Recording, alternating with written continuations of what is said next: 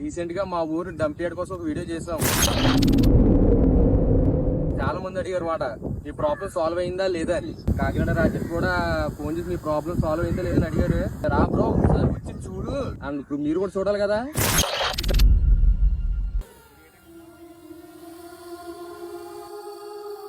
ఈ dump yard చెత్త ఇప్పుడు వరద నీటికి పొలాల్లోకి కొట్టుకుని వెళ్లిపోతున్నాయి. ఇది ఎంత ఘోరం అంటే ఇంజక్షన్లు, సెలైన్లు, గాజు సీసాలు, జంతు కళేబరాలు అన్ని కొట్టుకుంటూ పొలాల్లోకి వచ్చేసాయి.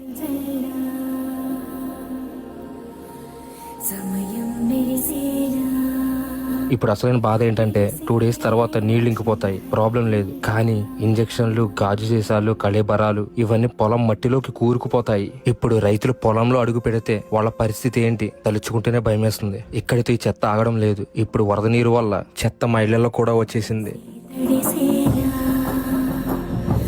2 రోజుల తర్వాత